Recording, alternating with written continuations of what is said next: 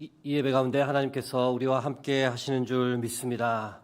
함께 하시는 그 하나님께서 우리 각자에게 말씀하실 때 아멘으로 응답하고 삶에서 순종하는 은혜가 우리 모두에게 넘치길 주의 이름으로 축복합니다. 오늘은 오직 성령이 너에게 임하시면이란 제아의 말씀을 나누겠습니다. 질문을 하나 드리며 설교를 시작합니다. 여러분, 성령님은 어떤 분이실까요? 성령의 국어 사전적 의미는 다음과 같습니다. 성삼위 중에 하나인 하나님의 영을 이르는 말, 기독교 신자의 영적 생활에 근본적인 힘이 되는 본체이다. 성령이 어떤 분이신지에 관해 세 가지 특성을 명료하게 표현합니다. 첫째, 성삼위 중에 하나이신 분이다. 둘째, 하나님의 영이다. 셋째, 영적 생활에 근본적인 힘이 되는 본체이다. 오늘 설교는 먼저 이 세 가지 특성을 하나씩 나누어 보겠습니다. 성령은 어떤 분이신가? 성삼위 중 하나입니다. 하나님은 삼위로 존재하십니다. 삼위란 성부, 성자, 성령께서 세 위격으로 존재하는 것을 뜻합니다. 그런데 동시에 성부, 성자, 성령께서 하나의 실체인 하나님이시기 때문에 일체라는 말을 덧붙여 삼위일체라고 표현합니다. 언제 한번 설명드릴 기회가 있겠지만 삼위일체는 설명을 드리기가 참 어려운 단어입니다. 삼위일체란 말이 역사 속에서 어떻게 등장하게 되었는지 그 역사적 배경을 설명드릴 수는 있으나 이 단어의 의미를 완벽하게 설명하기는 불가능합니다. 삼위일체란 말이 성경에는 없지만 이 단어는 예수님의 말씀에서 기인합니다. 대표적인 예로 내가 아버지 안에, 아버지께서 내 안에 계심을 믿으라. 나와 아버지는 하나이니라 라는 요한복음 말씀에 기인합니다. 성령은 어떤 분이신가? 두 번째, 하나님의 영을 가리킵니다. 하나님의 영이란 표현은 성경 전체의 한글 성경으로 24회 나옵니다. 그 외에 하나님께서 내 영을 주겠다라는 표현을 쓰시는데 이 표현은 총 9번 성경에 나옵니다. 성령이란 단어만 고려해 보면 구약에는 7번 나오지만 신약에는 194회나 성령이라는 단어가 언급됩니다. 이런 이유로 신약 시대를 성령의 시대라고 말합니다. 독특한 것은 신약 시대에 와서 하나님의 영이 예수 그리스도의 영이라고 언급되기 시작합니다. 로마서 8장 9절입니다. 만일 너희 속에 하나님의 영이 거하시면 너희가 육신에 있지 아니하고 영에 있나니 누구든지 그리스도의 영이 없으면 그리스도의 사람이 아니라. 갈라디아서 4장 6절은 성령을 그 아들의 영이라고 언급합니다. 너희가 아들이므로 하나님이 그 아들의 영을 우리 마음 가운데 보내사 아빠 아버지라 부르게 하셨느니라. 예수님의 부활 승천 후 예수님이 누구신지에 대한 이해가 점점 깊어지면서 하나님의 영인 성령을 그리스도의 영이라고 부르기 시작했습니다. 예수님을 성부 하나님과 동일한 위격에 두기 시작했던 초대 교회의 신앙 고백을 우리가 발견할 수 있습니다. 성령은 어떤 분이신가? 세 번째, 영적 생활에 근본적인 힘이 되는 본체입니다. 성령은 우리로 하여금 한 번도 만나보지 못한 예수님을 나의 주 나의 하나님이라고 고백할 수 있도록 도와주십니다. 죄에 찌들어 살았는데 거룩한 삶을 살 수 있도록 힘을 주십니다. 성경을 읽을 때 성경의 의미를 알 수 없을 때 그것을 친히 가르쳐 주시기도 하고 어떻게 기도할지를 모를 때 기도하는 방법도 친히 알려주십니다. 이렇게 살면 손해볼 것이 뻔하지만 그렇게 살아가도록 격려해 주시고 전도하는 건 너무 두렵고 부담스럽지만 담대하게 복음을 전할 수 있도록 힘과 용기를 주십니다. 우리 안에 내주하셔서 우리를 보호해 주시고 인도해 주시며 우리 신앙생활의 근본적인 힘이 되시는 분이 바로 성령입니다. 여러분, 예수님께서 승천하시면서 성령을 우리에게 보내주시지 않았다면 우리가 어떻게 예수 그리스도를 영접할 수 있었을까요? 우리가 어떻게 오늘처럼 이렇게 함께 찬양하고 예배하는 은혜를 누릴 수 있었을까요? 우리를 고아와 같이 버려두지 않으시고 하나님께서 성령을 보내주셨기 때문에 우리가 이런 모든 신앙의 은혜를 누리고 있는 줄 믿으시기 바랍니다. 오늘은 설교 서두에서 먼저 성령이 어떤 분이신지를 나누었습니다. 성령은 성삼위 중 하나이며 하나님의 영인 동시에 그리스도의 영이며 신자의 영적 생활 힘의 근원이 된다라고 말씀드렸습니다. 지금부터 오늘 하나님께서 우리에게 주신 사도행전 1장 8절 말씀에 좀 더 집중하려고 합니다. 여러분, 오직 성령이 우리에게 임하시면 우리에게 과연 어떤 일이 일어날까요? 사도행전 1장 8절이 우리에게 주는 답 몇 개를 여러분과 하나씩 나누어 보겠습니다. 오직 성령이 우리에게 임하면 우리가 권능을 받습니다. 사도행전 1장 8절 말씀 다시 한번 합독하겠습니다. 오직 성령이 너희에게 임하시면 너희가 권능을 받고 예루살렘과 온 유대와 사마리아와 땅끝까지 이르러 내 증인이 되리라 하심이라. 아멘. 오늘은 사도행전 1장 8절 말씀을 반복해서 볼 것이기 때문에 아예 암송하시는 것도 신앙에 큰 유익이 있을 줄 믿습니다. 한번 처음부터 끝까지는 말고 너희가 권능을 받고까지만 한번 같이 해볼까요? 시작은 오직입니다. 시작. 오직 성령이 너에게 임하시면 너희가 권능을 받고. 여러분, 이 사실을 믿으십니까? 여러분은 성령을 통해 권능을 받으셨습니까? 권능에 해당하는 단어가 두나미스, 헬라어로 두나미스입니다. 뜻은 다양한데 권능 이외에도 힘, 능력, 권세, 유능함, 재능 등을 뜻합니다. 그런데 재밌는 것은 이 두나미스라는 단어에서 우리가 익히 알고 있는 다이너마이트라는 단어가 나왔습니다. 다시 말씀드려 권능이라는 말, 폭발할 정도의 강력한 힘을 가지고 있다는 겁니다. 성령이 우리에게 임하실 때 그와 같은 역사가 일어난다는 겁니다. 성령이 어떤 사람에게 임하면 신앙의 영적 다이너마이트가 그 사람 안에서 폭발하는 거죠. 거부할 수 없을 정도의 강력한 힘이 그 자신의 내부에서 폭발하는 것처럼 느껴지는 것, 그것이 바로 성령이 우리에게 임할 때 나타나는 역사입니다. 이민교라는 분에 관해 잠깐 이야기를 드리고 싶은데요. 이분 간증을 듣고 제가 참 도전과 은혜를 많이 받아 여러분께 나누고자 합니다. 원불교 골수 집안에서 태어나 자랐습니다. 원불교 스님이 되려고 원광대학교 원불교 학과에 입학했는데 대학생 때 한센병 환자들에게 불교를 전하겠다며 불교 전도자로 소록도에 갔습니다. 당시 소록도에 없던 법당까지 세워가며 7년 동안 열심히 불교 포교 활동을 했는데 한센병 환자들에게 이렇게 말했습니다. 당신이 왜 나병에 걸린 줄 아십니까? 전생의 죄 때문입니다. 다음 생에 건강한 사람으로 태어나기 위해서는 부처의 가르침을 따라야 합니다. 그렇게 사람들에게 말하며 불교 포교 활동을 했습니다. 그런데 이 양반 번지수를 한참 잘못 짚은 거죠.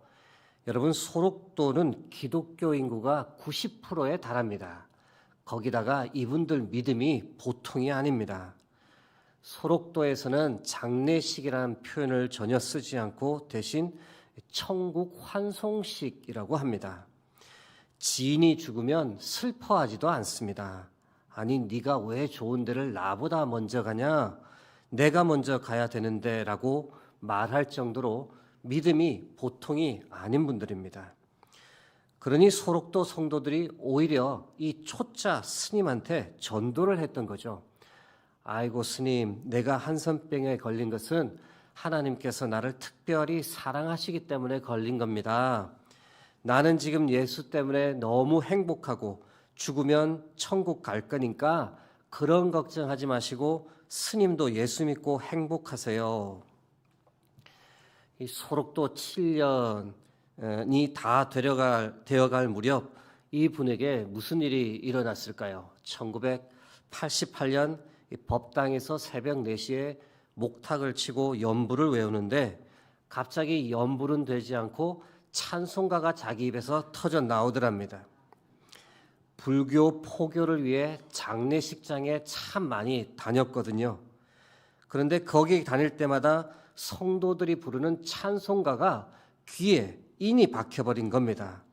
똑같은 찬송가를 7년 동안 계속 들었던 결과였는데 그 찬송가가 무엇이냐? 며칠 후 요단강 건너가 만날이었습니다. 목탁을 치는데 입에서는 계속 며칠 후 안 하려고 하는데 도저히 멈추어지지가 않더랍니다. 급기야 혀는 제멋대로 돌아가 버리고 뜻모를 소리까지 외쳐대는 이 방언이 법당 안에서 터졌습니다. 목탁을 내려놓고 거의 1시간이 넘도록 법당을 뒹굴었습니다. 나중에 정신을 차려보니 얼굴이 콧물과 침으로 범벅이 되어 엉망이 되어 있고, 그래서 이 경험을 이분이 자신의 책에 이렇게 써두었습니다. 이 일은 온전히 내가 한 것이 아니요 성령님이 나를 찾아와 주신 사건이었다. 어떤 말이나 이론으로도 설명할 수 없는 체험이었다. 사랑하는 성도 여러분, 성령이 우리에게 임하시면 그 사람의 내면에는 폭발이 일어납니다. 권능이 임합니다. 물론 이분처럼 극적이어야 할 필요는 없습니다. 그러나 성령이 임하면 반드시 변화가 일어나게 되어 있습니다. 아주 잔잔하고 조용하게 임할지라도 사람이 바뀝니다. 그래서 이것을 거듭남, 다시 태어남이라고 성경이 표현합니다. 요한복음 3장 5절 그리고 7절 말씀입니다. 예수께서 대답하시되 진실로 진실로 내게 이르노니 사람이 물과 성령으로 나지 아니하면 하나님의 나라에 들어갈 수 없느니라. 내가 내게 거듭나야 하겠다 하는 말을 놀랍게 여기지 말라. 이후 이분에게 무슨 일이 일어났을까요? 한동안 이중 생활이 이어졌습니다. 아침에는 목탁치고 연불하고 점심에는 법당에 숨겨둔 성경책을 펴서 보고, 그러다가 하나님의 말씀에 완전히 사로잡혔고 하나님의 부르심을 따라 목탁을 버리고 목회의 길로 접어들었습니다. 여러분, 오직 성령이 너희에게 임하시면 너희가 무엇을 받는다고요?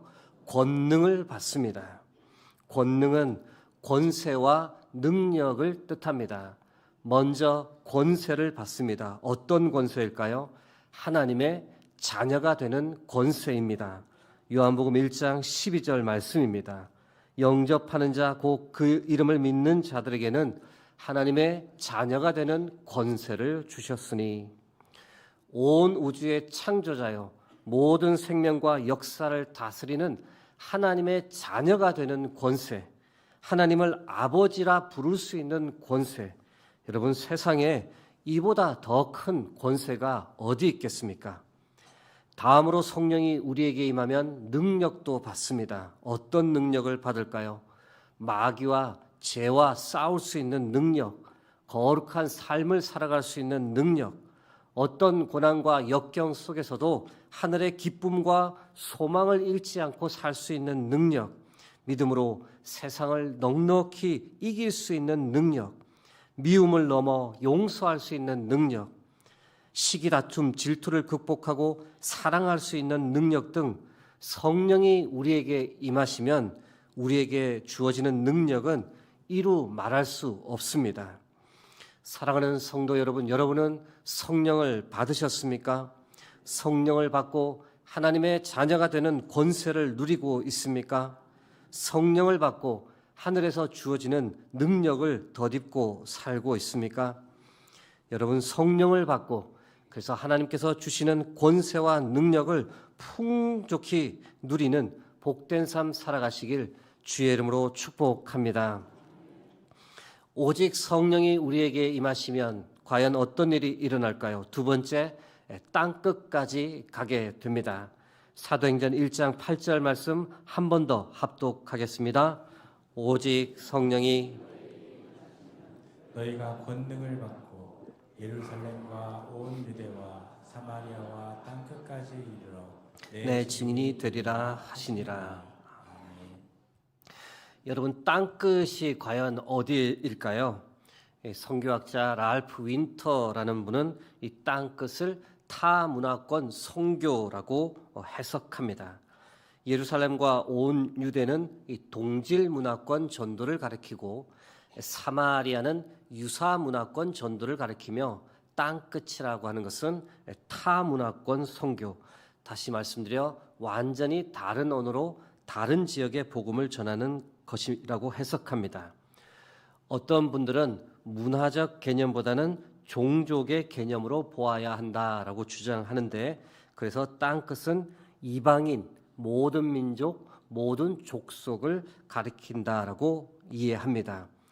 이 외에 땅끝을 오늘날 미전도 종족이라고 주장하는 분도 계시고, 물질주의, 세속주의를 극복하는 것이 땅끝이다라고 영적으로 해석하는 분도 계시고, 어떤 분은 적용하기 쉽게 우리의 일터, 직장, 학교에서 만나는 모든 불신자들이 바로 우리의 땅끝이다라고 말씀하는 분도 계십니다. 모든 해석이 다 좋고 은혜가 됩니다. 어떤 해석이든 그러나 틀림없는 것은 성령이 임하면 땅끝까지 가서라도 이 복음을 전하고 싶은 마음이 생긴다는 겁니다. 내 삶의 경계선을 뛰어넘어 복음을 전하고자 하는 열정이 생긴다는 거죠. 다소 뜬금없지만 이 전도나 선교에 관해 제가 꼭 드리고 싶은 말씀이 하나 있습니다. 때론 그렇게 말씀하시는 분이 계신데, 국내에도 할 일이 많은데 해외보다 국내 선교에 더 집중하는 것이 맞지 않나요? 해외 선교하려면 비용도 많이 드는데 가급적 효율적으로 국내 선교에 집중하는 것이 더 바람직하지 않나요? 여러분, 이 말씀 어떻게 들리세요? 일면으로는 타당한 말씀입니다. 그러나 다르게 생각하면 이 생각은 아주 편협된 생각입니다. 한번 가정해 보겠습니다. 만일 200년 전 모든 해외 나라들이 자국 선교를 우선하는 선교 정책을 다 가졌다라고 가정해 보겠습니다. 자국 복음화 먼저 완료하고 나면 그 다음에 해외에 나가겠다라고 했다면, 만일 그랬다면 여러분 어떤 일이 일어날까요? 이 땅 조선에는 한 명의 선교사도 오지 못했을 겁니다. 그러면 우리가 복음을 받아들이지도 못했을 겁니다. 여러분, 하나님은 그렇게 일하지 않습니다. 국내 먼저 해외 나중 이렇게 일하지 않습니다. 복음이 필요한 곳이면 그곳이 국내이든 해외이든 보낼 만한 자를 보내시고 역사하시며 복음의 확장성을 이루어 가시는 분이 바로 우리 하나님이십니다. 앞에서 말씀드렸던 이민교 목사님 이야기를 좀 더 나누고 싶은데요. 이 성령이 임하고 난 후 목회로 부르심을 받았고 신학을 공부해 목사가 되었습니다. 그 과정에서 땅끝까지 가서 복음을 전하고자 하는 마음, 그 안에서 불타기 시작했는데요. 결국 1997년에 GP 선교회 선교사로 우즈베키스탄에 갔습니다. 여러분, 목사님이야 그렇다 치더라도 아내분은 어떻겠습니까? 아내는 약사였습니다. 원광대학교 동아리 활동하다가 남편을 만난 건데요.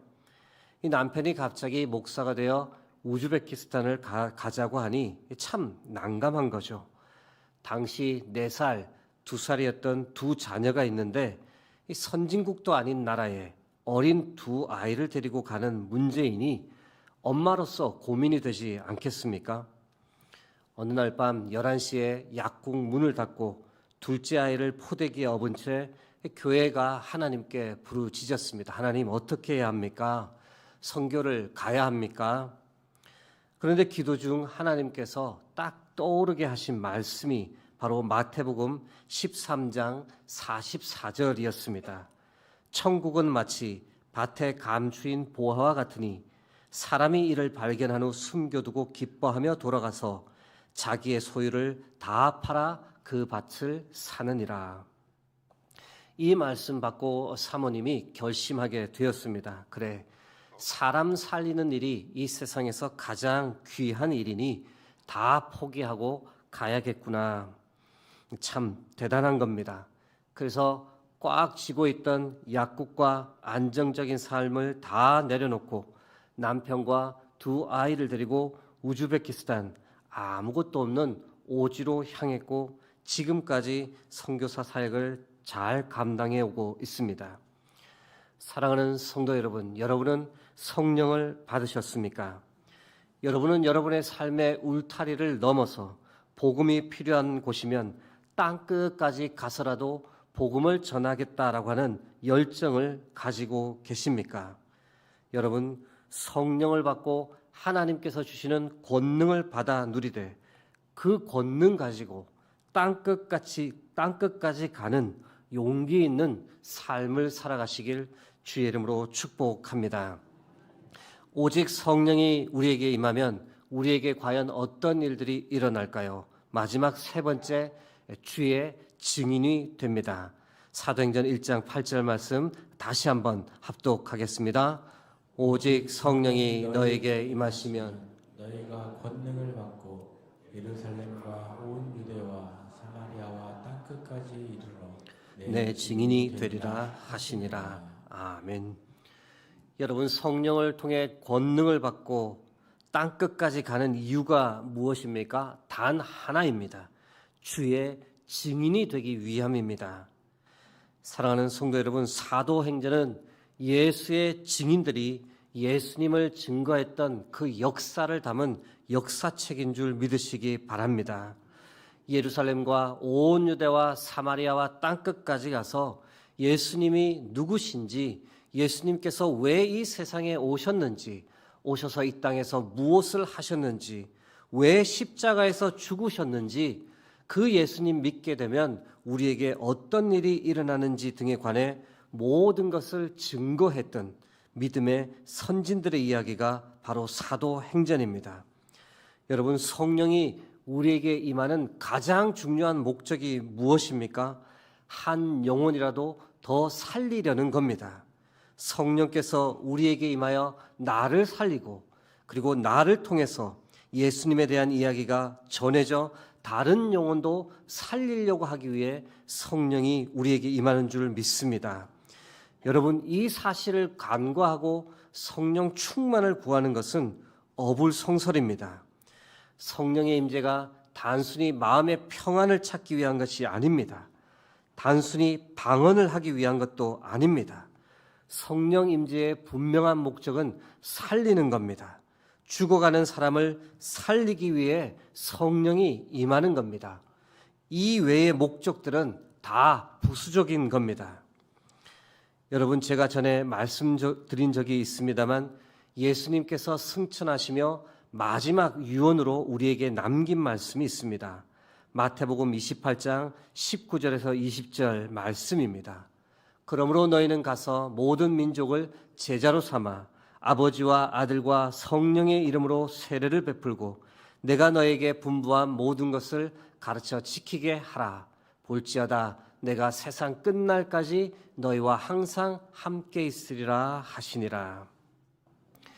여러분, 오늘 우리가 함께 보고 있는 사도행전 1장 8절의 말씀과 마태복음 28장 19절 20절 말씀, 이 두 말씀이 있기 때문에 우리가 예수 그리스도 생명의 복음을 알게 된 겁니다. 이 말씀 때문에 많은 선교사님들이 이 조선까지 와서 복음을 전했기 때문에 우리가 이 복음을 듣게 되었고 오늘날 이렇게 은혜로운 신앙생활을 하는 겁니다. 그런데 여러분 아시지 않습니까? 예수님은 우리 역시 이 말씀을 따라 복음을 전하는 삶을 살기를 간절히 바라십니다. 값없이 영생의 선물을 받았으니 그 선물 다른 사람에게도 나누어 주는 삶을 사는 것, 예수님께서 유언으로 우리에게 신신당부하시는 겁니다. 여러분, 예수님의 마지막 유언의 부탁, 우리가 이것을 진지하게 생각해 볼 필요가 있습니다. 계속 이 부탁을 회피하고 살면 우리가 주님 앞에 어떻게 서겠습니까? 생각해 보면 우리가 참 모순 덩어리입니다. 어디 맛집 다녀오면 그 집 그렇게 맛있다고 자랑을 합니다. 멋진 곳에 여행 다녀오면 너무 좋다고 거기 한번 꼭 가보라고 권면합니다. 아니 그런데 생명을 주는 복음에 관해서는 아무런 말을 하지 않습니다. 여행 가려고 수백만 원 지출하는 것은 전혀 아까워하지 않는데 한 명 전도하는 것은 너무 어렵다고 말합니다. 여러분 솔직해질 필요가 있습니다. 여러분 어려운 겁니까? 하지 않는 겁니까? 물론 복음을 전하는 것 부담되고 하다 보면 거부당하기도 하지만 이것이 주님께서 우리에게 부탁하신 마지막 유언의 말씀입니다. 이 유언의 말씀을 계속 무시하고 살면 우리가 어떻게 주님을 사랑했다라고 고백할 수 있겠습니까? 교회 마당에 오늘 나가보시면 미용실 있는 쪽에 현수막이 하나 걸려 있습니다. 거기에 교회 표어가 크게 쓰여 있는데 성령의 능력으로 부흥하는 교회라고 쓰여 있습니다. 그런데 그 아래 작은 글씨로 무엇이라고 쓰여 있는데 이 세 가지 실천 목표가 쓰여 있습니다. 새벽 기도에 주 1회 이상 참여, 전도대 상하반기 각 1회 이상 참여, 전도 배가운동 1인 1명 전도라는 실천 목표가 쓰여 있습니다. 말씀을 준비하며 이 세 번째 실천 목표가 얼마나 이 교회의 중요한 사명인지 다시 한번 생각해 보았는데요. 말씀 준비하며 하나님께서 그런 마음을 주셨습니다. 매해마다 연초에 전도 대상자를 한 명 작정하고 꾸준히 1년 동안 그 사람을 위해서 기도하는 것, 그것이 더 중요한 것 아니겠느냐, 그런 마음이었습니다. 여러분 어떻게 생각하십니까? 부담이 되지만 4월, 5월 중에 정교인 전도 대상자 작정을 한번 하려 합니다. 여러분도 기도하는 마음으로 함께 해주시기를 부탁드립니다. 여러분 전도에 관해, 복음 전파에 관해 우리가 더 우선순위를 두고 살아야 합니다.